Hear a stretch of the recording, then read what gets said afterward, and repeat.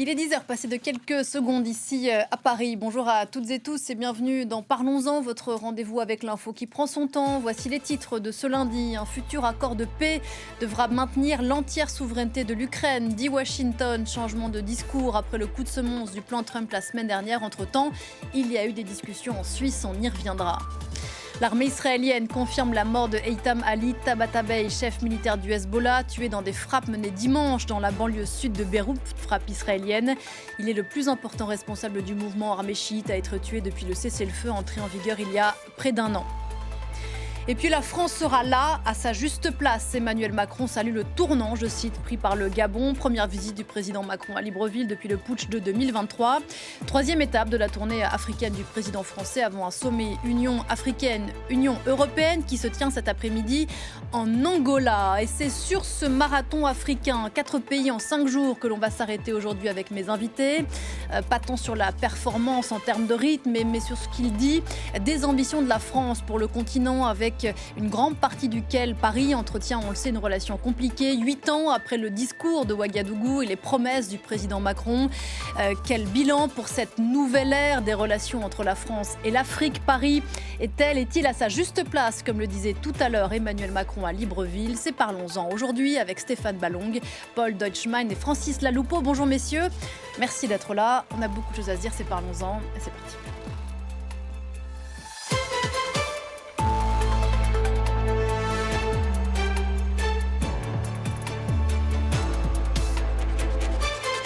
Bonjour Paul Deutschmann. Bonjour. Bienvenue sur ce plateau. Vous êtes rédacteur en chef de Africa Intelligence et vous signez par ailleurs avec Simon Piel et Johan Tillwin un livre qui a fait beaucoup parler de lui, qui s'appelle L'Empire, sur la face cachée du rap, qui est sorti chez Flammarion et qui a fait l'objet d'autres émissions. Bonjour Francis Laloupeau. Bonjour. Vous êtes journaliste, enseignant en géopolitique et chercheur associé à l'IRIS. Et puis avec nous Stéphane Ballong. Bonjour Stéphane. Bonjour vous êtes ici Pauline. chez vous, chef du service Afrique, ici à France 24. Île Maurice, Afrique du Sud pour le G20.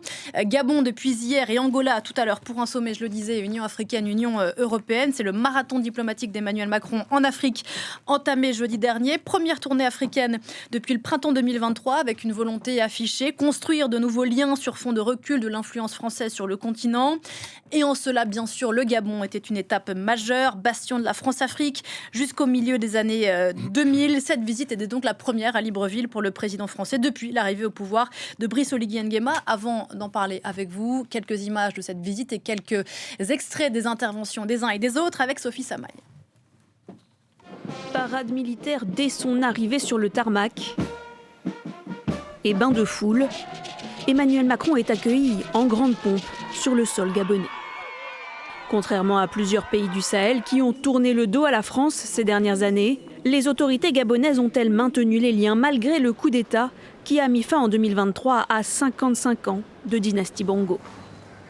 Votre présence témoigne de notre volonté commune de prendre un nouveau départ, de bâtir une coopération fondée sur la confiance, le dialogue et l'égalité dans une perspective gagnante. Élu président en avril dernier, le général Oligui a renouvelé le partenariat de défense avec la France pour 2 ans. L'Hexagone a de son côté réduit sa présence militaire dans le pays à une centaine d'hommes, bien loin des 1200 soldats des années 2000, et travaille actuellement à la formation des forces gabonaises. Mais derrière la visite politique, l'Élysée veut aussi sécuriser les intérêts économiques français dans ce pays riche en hydrocarbures, manganèse et bois, où les entreprises françaises sont déjà bien implantées. L'Afrique ne peut plus être un continent de simple extraction des ressources. On doit réussir à construire des nouveaux modèles, mais ce qui suppose des investissements énergétiques, des transformations de pratiques, mais où on valorise, où on transforme ces ressources de manière accrue. Et donc nous accompagnons ce partenariat gagnant-gagnant, respectueux des intérêts de chacun. L'Agence française de développement participe d'ailleurs à la réhabilitation du Transgabonais, l'unique voie ferrée du pays. Un plan de rénovation lancé en 2024 prévoit de remplacer 270 des 648 km de traverses et de rails d'ici à 2027. Voilà, partenariat gagnant-gagnant, dit Emmanuel Macron. Francis Laloupeau, est-ce qu'il y a plus figure de test que le Gabon pour la nouvelle politique française africaine ? Oui, il n'y a pas que le Gabon, parce qu'en fait, je pense que l'itinéraire est assez intéressant, même si effectivement l'étape de l'Angola est consacrée à la rencontre Union européenne-Union africaine, c'est quand même intéressant de constater que l'Angola faisait partie de la feuille de route, en quelque sorte, également l'Afrique du Sud. Donc île Maurice, Afrique du Sud, Gabon... Voilà. Île Maurice, voilà, donc voilà, là, je pense que l'île Maurice représente ce qu'on a appelé, il y a quelques années en France, la diplomatie économique. Donc il n'y a pas de relation ancienne, historique, en tant qu'il n'y a pas la charge, je dirais, coloniale notamment en ce qui concerne Maurice. L'Afrique du Sud, c'est intéressant également. Là aussi, c'était le sommet du G20. Mais cette rencontre entre Cyril Ramaphosa et Emmanuel Macron était intéressante parce que l'Afrique du Sud, l'Angola et le Nigeria sont les 3 grands partenaires économiques de la France. Voilà, donc dans ce trio, vous aurez remarqué qu'il n'y a pas de pays francophone. Voilà.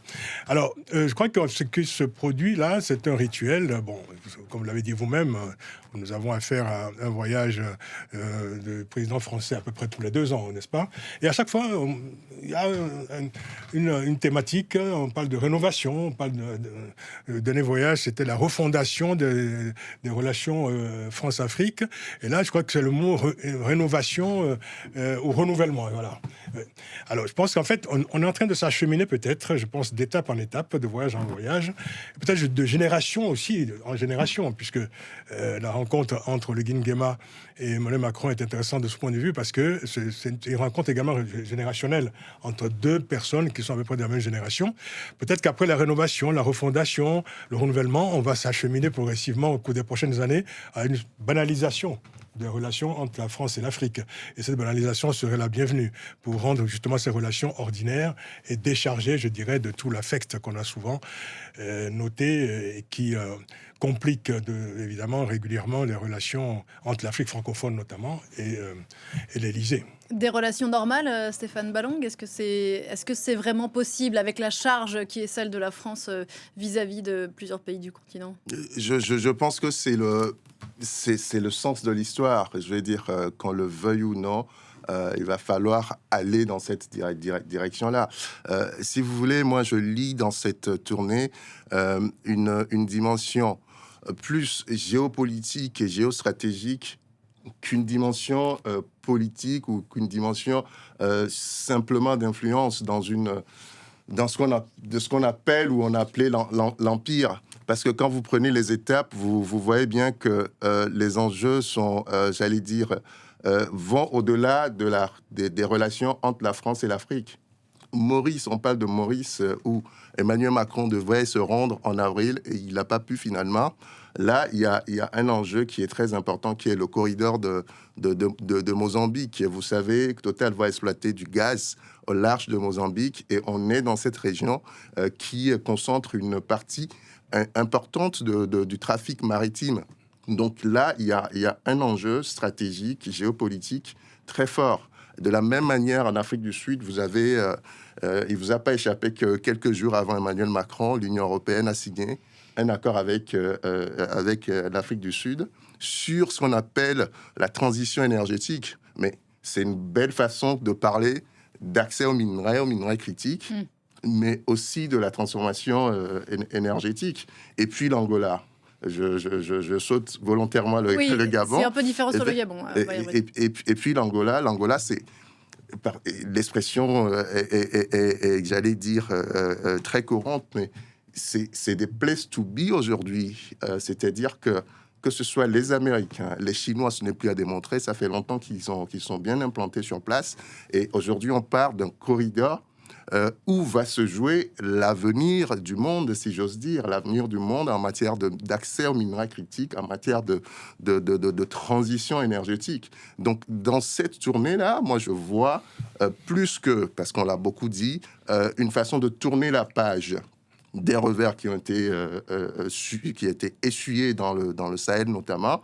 C'est une volonté de suivre l'histoire. Il y a une démarche qui va dans ce sens-là. Et la France n'a pas le choix. Emmanuel Macron doit s'inscrire dans cet agenda-là. Si la France, avec l'Union européenne, veut exister comme puissance aujourd'hui, et c'est dans cette direction qu'il faut aller, et donc aller progressivement vers une banalisation des relations entre la France et l'Afrique. J'entends Stéphane Paul Deutschmann disant d'une certaine façon que Emmanuel Macron fait cette tournée avec des intérêts qui dépassent le cadre de sa propre personne et des destinées de son pays. En revanche, il y a effectivement l'étape gabonaise qui est là, spécifique dans l'histoire de France, bien sûr, et celle du Gabon. Et le fait qu'elle soit immanquable dans cette tournée-là dit quelque chose aussi de l'état de relations entre le continent et la France. Oui, c'est vrai que dans cette tournée, il y a en même temps, il y a en effet l'Angola qui c'est un peu ce nouveau pilier pour la France, notamment dans l'idée d'avoir des solutions africaines aux problèmes africains. C'est vrai que l'Angola et particulièrement João Lourenço a joué ce rôle clé, notamment dans les crises en RDC. On peut parler aussi de la crise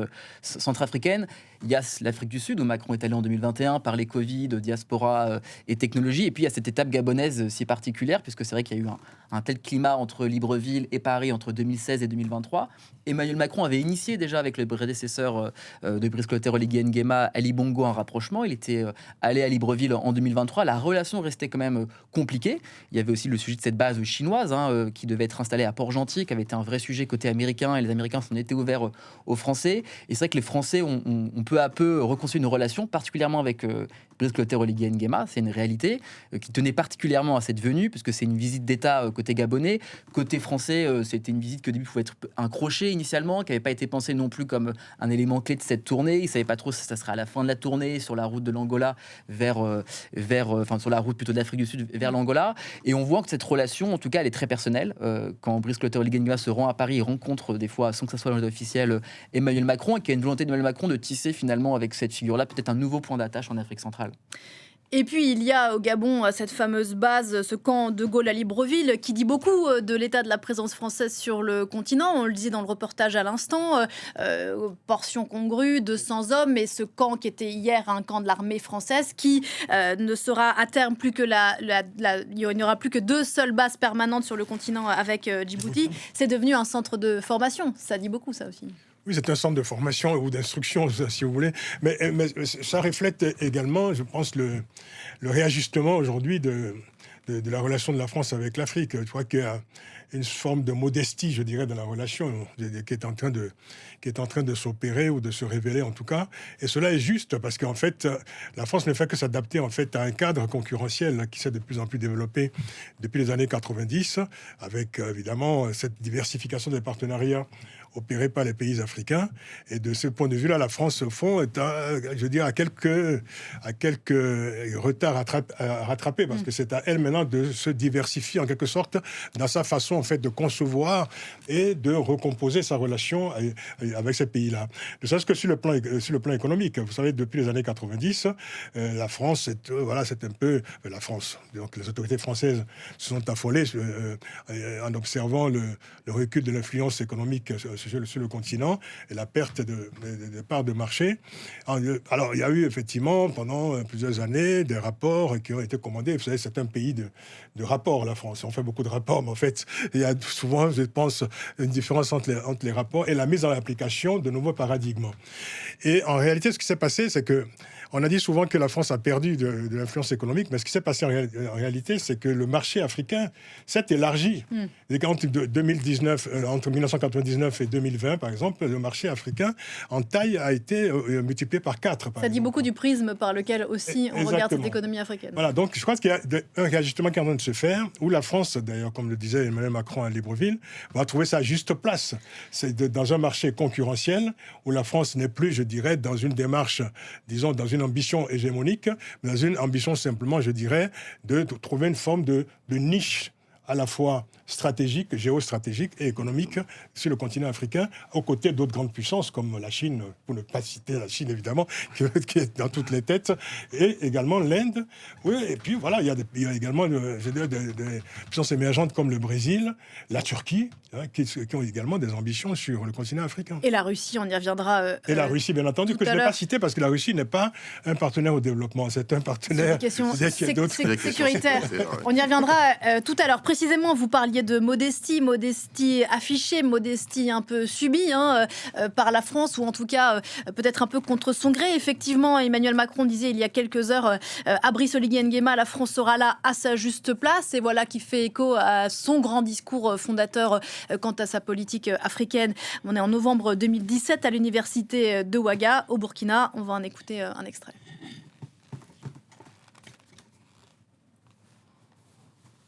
Je ne suis pas venu ici vous dire quelle est la politique africaine de la France, comme d'aucuns le prétendent. Parce qu'il n'y a plus de politique africaine de la France.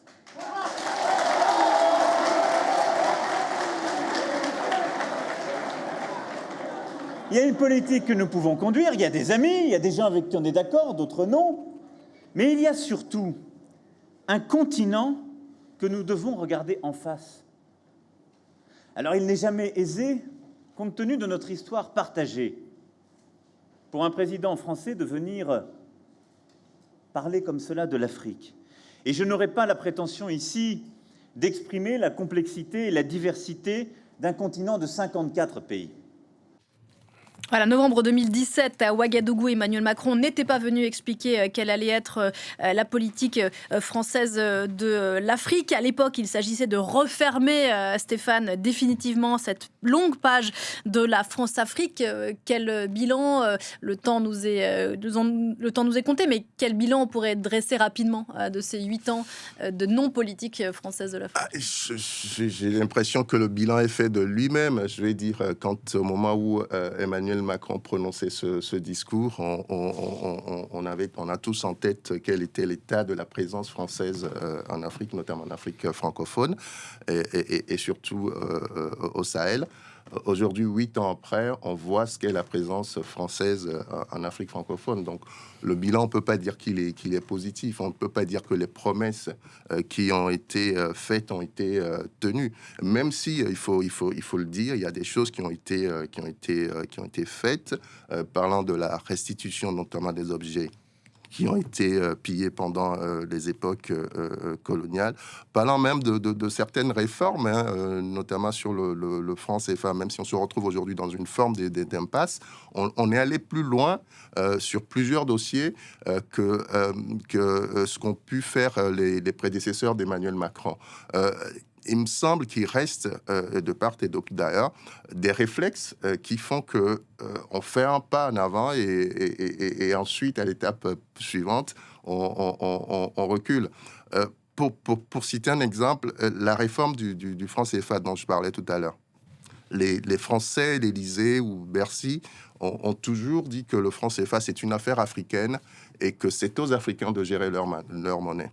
Et puis, quand il y a eu cette discussion, ces négociations sur la réforme, sortir de ce franc CFA, supprimer la garantie française et faire sortir les représentants de la France du conseil d'administration de la Banque centrale qui gère cette monnaie, quand tout ce travail-là a été fait entre Paris et les capitales africaines, au moment de l'annoncer, mais Emmanuel Macron lui-même s'est rendu à Abidjan pour l'annoncer. Je veux dire, on ne peut pas dire tout et son contraire. Soit c'est la monnaie des Africains, et ce sont les Africains qui annoncent la réforme, ce qu'ils veulent faire de leur monnaie, et auquel cas, c'est aux chefs d'Africains, aux chefs d'État africains de faire cette annonce-là.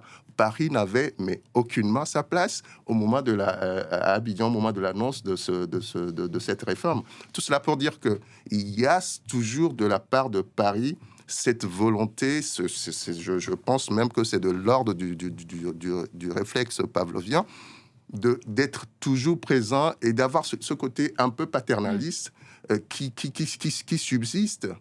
On a fait des pas. Le sens de l'histoire, je disais tout à l'heure, c'est d'aller vers une relation banalisée, banale. Mais pour ça, il faut encore beaucoup de travail de part et d'autre, de la part de Paris, mais aussi de la part des dirigeants africains qui ont toujours cette tendance-là à aller chercher une forme de caution, une forme de validation de la part de Paris. Donc, on est dans un processus, on verra le temps que ça va prendre, on verra où ça nous mène. Mais ce travail de normalisation des relations, et pour y arriver, il faut impérativement se débarrasser de ces vieux réflexes. Vous parlez de réflexes, je pense quand même que ces dernières années, on a vu des discours très fermes vis-à-vis de l'ancienne puissance coloniale, notamment au Sénégal. Est-ce que le réflexe pavlovien de paternalisme et de recherche de ce paternalisme, Paul Deutschmann, il est communément partagé ou Oui, clairement, et je pense qu'il y a le péché originel d'Emmanuel Macron, c'est ce discours de Ouagadougou où il pense que parce qu'il est jeune, il a 30 39 ans à l'époque, il n'a pas connu la colonisation, et d'ailleurs il le dit à qui veut l'entendre à chaque fois qu'il n'est pas finalement le symbole de cette colonisation-là, qu'il est issu d'un parti qui n'a pas cette histoire avec l'Afrique, c'est vrai que c'est pas le RPR ou le Parti Socialiste, qu'il pouvait faire abstraction finalement d'un pan entier de cette histoire. Et je pense que c'est là où il a sous-estimé la question post-coloniale en réalité, il l'a évacuée de façon assez rapide sans voir à quel point elle était aujourd'hui un sujet qui cristallisait auprès des jeunes opinions publiques africaines un enjeu central, et qu'il était, qu'il le veuille ou non, le continuum de l'État français et donc des méfaits coloniaux. Et ça, je pense qu'il a totalement sous-estimé, on le voit bien, et que lui-même, dans le discours, il y a des vraies maladresses. 2 ans après le discours de Ouagadougou, il convoque un fameux sommet de Pau, bien connu, en décembre 2019, les chefs d'État du G5 Sahel. Il les convoque. D'ailleurs, il le met en scène comme ça. Il dit, si on veut qu'on reste, il va falloir donner des gages. Il le met en scène comme ça. Il parle lui-même de relations d'amour en 2020 dans l'hebdomadaire Jeune Afrique. Dans une interview, il dit la relation entre la France et l'Afrique doit être une relation d'amour. Et donc, il est dans cette relation un peu passionnelle du champ lexical amoureux qui est peut-être aujourd'hui une des grandes crises, c'est de ne plus utiliser ce champ lexical pour parler de cette relation, d'avoir, comme disait justement Stéphane, une relation dépassionnée et finalement assez banalisée. Et sur la réception côté africain, dans toute sa diversité, elle a changé ces dernières années En fait, Stéphane parlait de réflexe pavlovien, et j'écoute Paul qui fait une analyse. On n'est pas loin de la psychanalyse d'ailleurs, de cette relation d'ailleurs. Je crois qu'il faut carrément penser à une thérapie post-coloniale. De part et d'autre d'ailleurs, parce qu'en fait la question de la BMA a été réellement abordée. Et ça n'est pas simplement de faire des ajustements techniques ou politiques. Je crois qu'il y a une véritable thérapie post-coloniale pour décharger la relation entre l'Afrique francophone et la France, de cet affect qui plombe en fait, je dirais, beaucoup d'avancées. Parce que rendre une relation ordinaire, c'est aussi, je dirais, faire d'abord une mise à plat de cette relation, et ensuite, vous savez, pendant longtemps, depuis quelques années, on a parlé, il y a 20 ans, depuis 20 ans, on parle d'une rupture avec les mauvaises pratiques du passé, avec la France-Afrique notamment. Ça a commencé avec Nicolas Sarkozy, François Hollande a pris le relais. Aujourd'hui, Emmanuel Macron, à sa manière, est en train aussi d'assurer cette rupture. Oh, la rupture, vue de Paris, évidemment, ça reste forcément insuffisant, parce que pour rompre, il faut être deux, forcément. Donc il faut mettre en place un protocole de rupture qui soit acquis par les deux parties concernées, en réalité. Parce qu'il ne faut pas nier le fait qu'il y a quand même une difficulté, je dirais, presque ontologique, entre ces deux parties du monde, l'Afrique francophone et Paris, et que on peut pas contourner comme ça, je dirais, ce qui a été quand même une histoire lourde, une histoire d'une grande violence qu'on appelle l'histoire coloniale, et penser qu'on peut comme ça, je dirais, faire un chemin, sans prendre en compte, je dirais, les stigmates de cette histoire-là. Donc, au-delà du réflexe pavlovien, peut-être penser carrément à une thérapie post-coloniale pour les deux parties concernées. Et puis une rupture pour qu'elle soit... Ça serait bien d'ailleurs, parce que comme ça, il parlera moins d'amour d'ailleurs. Ce n'est pas une question d'amour. Quand la rupture n'est pas communément admise, si on poursuit la métaphore amoureuse, eh bien la rupture est très nette. Faut-il rappeler ce qui s'est passé au Mali, au Burkina, au Sénégal ou encore au Tchad? C'est là qu'on est. C'est une recomposition de la relation en réalité. Je pense que dans le meilleur des cas possibles, au-delà évidemment des calculs politiques ou politiciens de part et d'autre, je pense qu'en fait, il s'agit de réinventer en fait la relation, et peut-être que ça passe, je dirais, pas des ruptures de ce genre-là, parce que ce qui se passe aujourd'hui dans le Sahel, c'est une étape, c'est un épisode vers la réinvention, je dirais, de cette relation-là, qui de toute façon est une relation pérenne dans la mesure où il y a une histoire commune qui est partagée et qui le restera. Stéphane.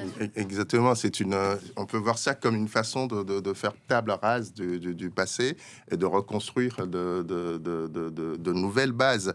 Je vais dire, parfois une bonne engueulade permet de remettre les choses au plat. Au Sahel, on a dépassé le stade de la bonne engueulade. De la bonne engueulade, c'est créer une situation de considération et de respect mutuel, finalement, quelque part. C'est dire en face, j'ai en face de moi des gens, des dirigeants qui savent ce qu'ils veulent, qui savent où ils veulent aller, des dirigeants à qui je ne peux plus imposer des choses pour repartir sur des questions, en fait, discuter très clairement d'intérêt mutuel. Prenons par exemple le cas du Mali, qui se retrouve aujourd'hui dans une situation, sécuritaire et économique compliquée, pour utiliser un euphémisme. je vais dire, demain, la question qui se pose aujourd'hui, c'est comment le Mali se sort de cette situation-là. Il ne vous a pas échappé, la semaine dernière, l'ambassadeur du Mali aux Nations Unies a tenu un discours qui ressemblait très fort à une main tendue aux voisins avec lesquels on a rompu. Il ne s'agit pas de dire de là qu'on va tout de suite tendre la main à la France, mais c'est un processus, me semble-t-il, qui s'engage et qui pourrait, demain, si l'intérêt du Mali est de signer un accord ou de trouver un terrain d'entente avec la France sur un domaine précis, c'est un processus qu'on peut tout à fait imaginer. Mais encore une fois, pour en arriver là, il faut revenir sur les bases et faire table rase, comme disait Francis. Paul Deutschmann, la méthode dure pour parvenir à construire quelque chose d'équilibré ? Oui, en tout cas, il faut mettre ça dans une perspective très très longue. Cette relation, elle s'inscrit dans presque 80 ans. Donc oui, c'est vrai que ça peut être un point de départ. C'est vrai qu'avec le Mali, la France a des espoirs depuis un certain nombre de mois. Ça fait 1 an et demi qu'il y a des tentatives de discussion avec le ministre des Affaires étrangères. Il y avait un partage du renseignement qui était effectif aussi jusqu'à cet été, l'arrestation d'un agent français. Donc avec le Mali, il y avait une tentation de maintenir des contacts à minima, ce qui n'est pas du tout le cas, s'il faut le dire, avec le Niger, où la dégradation est vraiment spectaculaire. Avec le Burkina, c'est à peu près pareil. Avec le Sénégal, c'est aussi plus intéressant, parce qu'on a, je pense, déjà un régime démocratique, avec un mouvement souverainiste qui a été élu et qui a une grande légitimité, et avec lequel Emmanuel Macron a tenté finalement un peu d'utiliser cette relation. Il y avait beaucoup d'appréhension au début. C'est vrai que la perspective d'Ousmane Sonko, il faut le dire, n'était pas perçue avec beaucoup d'optimisme côté français. On voit que cette relation, aujourd'hui, elle se dessine alors comme elle est, mais que Bassirou Diomaye Faye, le président sénégalais, a des interactions avec Emmanuel Macron, qu'il y a des relations économiques et qu'il y a presque un modus vivendi qui est en train de se dessiner. Donc on voit bien qu'il y a des degrés aussi en termes de coopération avec ces pouvoirs souverainistes. Vous évoquiez tout à l'heure, Francis, malgré elle, ou en tout cas contrainte, la France a réorienté sa politique africaine, qui n'en est pas une, vers des pays anglophones et lusophones. Vous avez évoqué le Nigeria, des pays qui n'ont pas cette charge coloniale. C'est la piste favorisée aujourd'hui ? Oui, parce que là, on peut déjà observer des périmètres de banalisation de la relation entre la France et l'Afrique. Quand on se penche sur les relations avec le Nigeria, l'Angola, l'Afrique du Sud, le Kenya ou d'autres pays avec lesquels la France n'a pas cette charge coloniale, et évidemment, on parle souvent de... Voilà, là, on en est effectivement en relation gagnant-gagnant, comme on dit. Le terme est un peu galvaudé, mais enfin, quand Emmanuel Macron l'a employé à Libreville, on peut le reprendre. Là, effectivement, les termes de la relation sont très clairs, sont parfaitement cernés, et il n'y a pas, en plus, je dirais, la demande supplémentaire affective que l'on peut voir ailleurs. Et qui plombe, c'est-à-dire qui réduit d'ailleurs, je pense, les opportunités dans les pays francophones. Mais c'est vrai que parallèlement, ces pays francophones aussi diversifient leurs relations et s'ouvrent à l'extérieur, ce qui était impensable dans les années 70-80. Donc les choses ont quand même beaucoup changé. Donc il y a des réajustements à faire, il y a simplement une façon de prendre en compte, je dirais, le principe de réalité. Et que la France a besoin aussi peut-être de s'adapter également à toutes ces mutations qui sont opérées dans les pays africains depuis les années 90, les rendez-vous avec le processus de démocratie démocratique qui n'ont pas été toujours bien tenus, et puis la montée de nouvelles générations, la montée des opinions publiques, et puis de nouveaux défis aujourd'hui qui montent, tels que la désinformation, enfin la guerre informationnelle vis-à-vis de laquelle la France, évidemment, n'était pas préparée, que la France, évidemment... Et dont elle fait partie... qui font partie également aussi de ces nouveaux termes de rivalité, de concurrence sur le continent africain, vis-à-vis desquels la France s'est montrée pendant trop longtemps, je dirais, pas suffisamment vigilante. Et aussi à relayer un discours, là encore, dans l'affect, sur cette question de la désinformation, comme une douleur qui serait une sorte de désamour difficile à vivre pour Paris. Mais en réalité, ça dépasse ça, Stéphane. Mais c'est même, j'allais dire, vous voyez, le réflexe de la part de Paris, de la France et de l'Union européenne en général, notamment sur cette question de désinformation, en fait, quand on parle de désinformation ici à Paris, on pense tout de suite à la Russie. C'est-à-dire qu'il y a une obsession russe qui fait qu'on perd de vue, en fait, la réalité de ce qu'est la situation sur le terrain. C'est-à-dire que il y a un discours très simpliste qui consiste à dire que, en fait, si nous sommes chassés, pour dire les choses comme ça, d'Afrique francophone, c'est parce que les Russes, avec leur machine, leur industrie de désinformation, sont venus...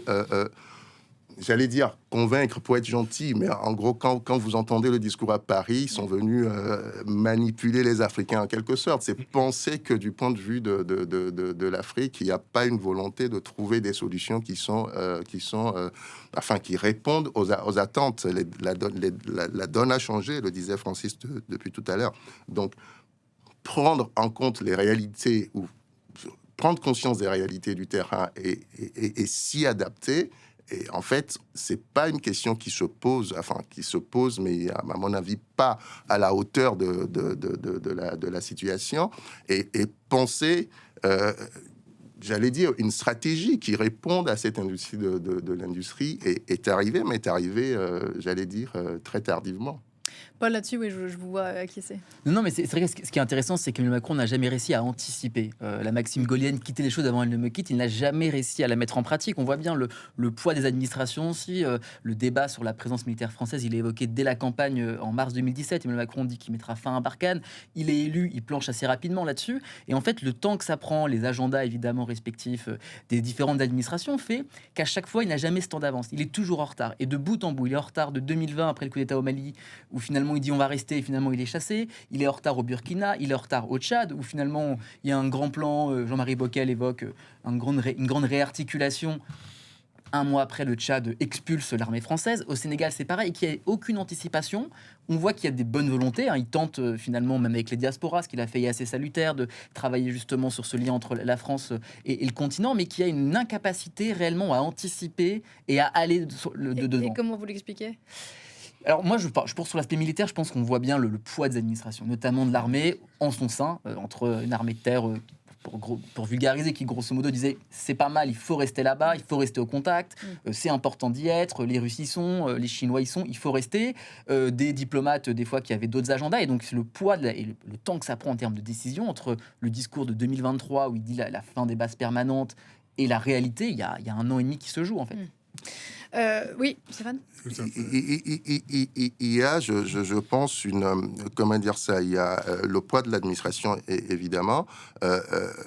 Pour aller dans ce sens, justement, il y a quelques mois, je discutais avec, je n'aime pas trop l'expression, mais c'est ce qui me vient à l'esprit, un dignitaire sénégalais du régime de Macky Sall, qui me dit, mais...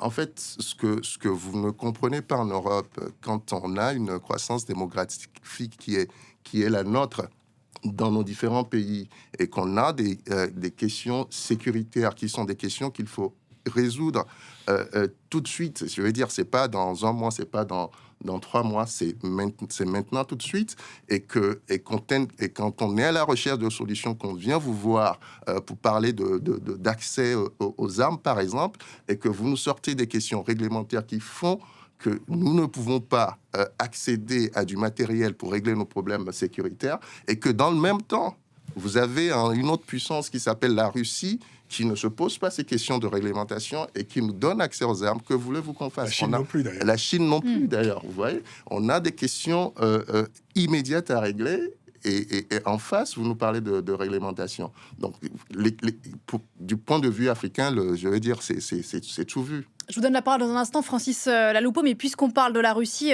précisément sur la question sécuritaire, quand la France perd du terrain, on l'a dit tout à l'heure, contrainte et forcée, la Russie en gagne. C'est Thibaut Franceschi qui nous raconte ça en images. Alors que la France perd du terrain sur le continent africain, la Russie en gagne de plus en plus. Dernière illustration en date, l'ouverture prochaine d'une ambassade russe au Togo et vice-versa. Le président togolais était à Moscou pour l'occasion. Curieusement, pendant un certain temps, nous n'avons pas ouvert d'ambassade. Cependant, nous sommes finalement parvenus à un accord à ce sujet. L'année prochaine, nous ouvrirons des ambassades dans les 2 pays. Autre fait marquant, la grande majorité des pays africains, ici en blanc, ont signé un accord de coopération militaire avec la Russie. Cette dernière leur fournit des armes. Pour certains, la majorité de leur matériel militaire vient de Moscou. Le Kremlin est notamment le principal fournisseur d'armes de l'Algérie, qui vient même d'acheter des avions de chasse russes. Au-delà de la coopération, la Russie est bien présente en Afrique militairement, soit directement avec des soldats russes, soit via le groupe Afrika Korps, nouveau nom du groupe paramilitaire Wagner, contrôlé par Moscou. Des présences militaires ou paramilitaires russes ont été observées au Mali, au Burkina Faso, au Niger, mais aussi en Centrafrique, en Guinée équatoriale, au Soudan et en Libye. Pour la plupart, il s'agit de pays qui ont connu des coups d'État militaires ces dernières années.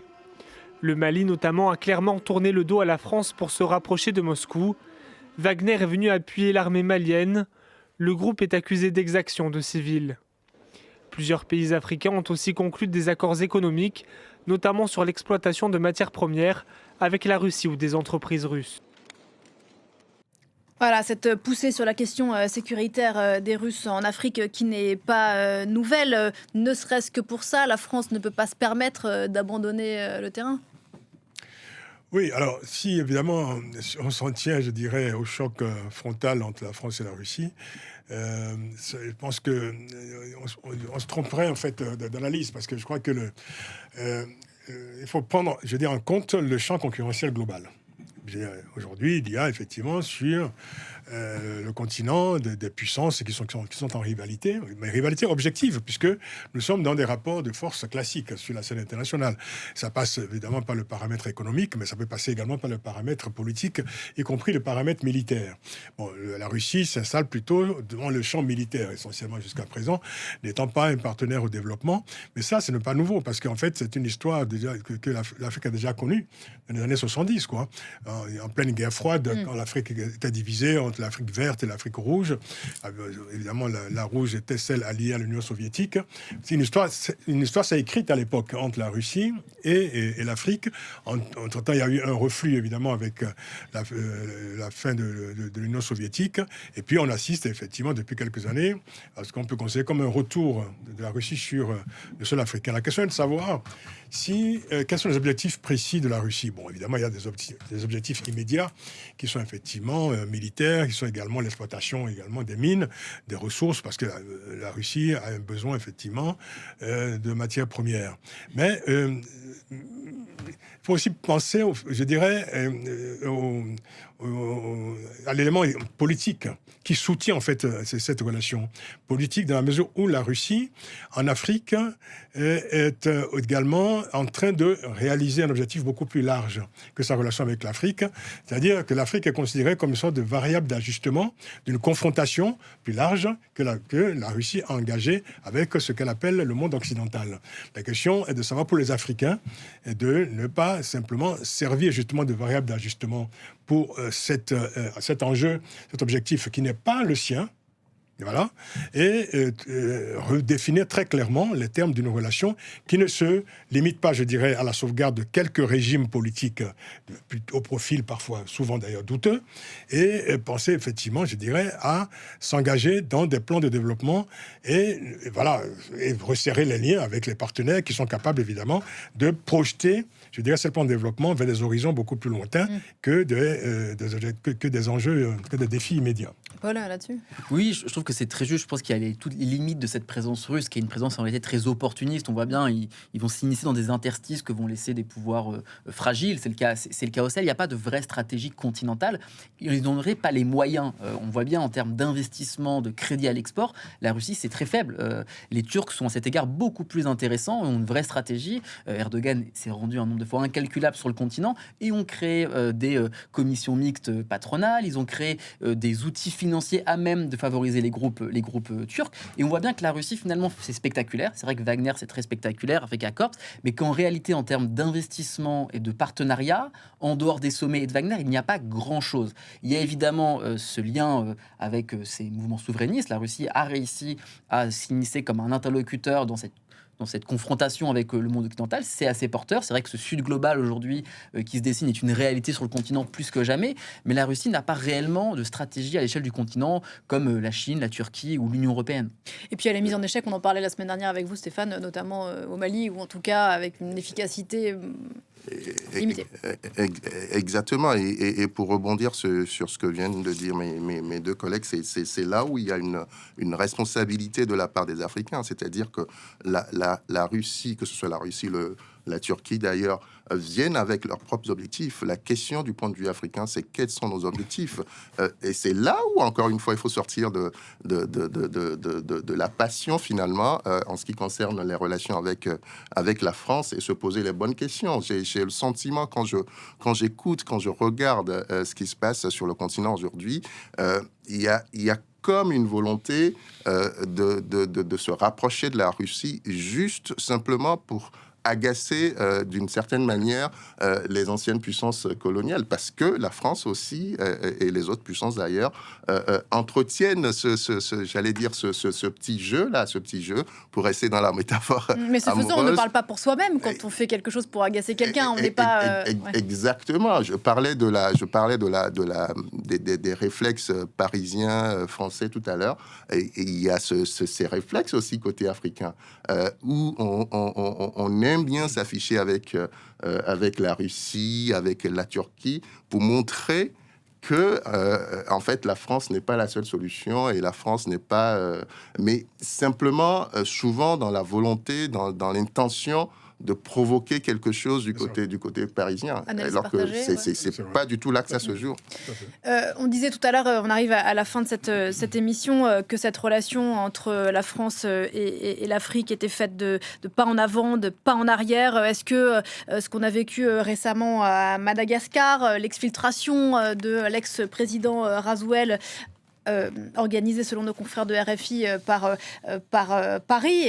Est-ce que là, c'était il y a quelques semaines, hein. Est-ce que voilà, la France ne tombe pas facilement, entre guillemets, dans le piège que l'histoire lui tend régulièrement? Elle tombe dans un piège parce qu'elle est aux avant-postes, parce qu'elle a une histoire ancienne avec Madagascar, et que c'est peut-être la puissance immédiatement disponible pour dans ce genre de situation, tout simplement.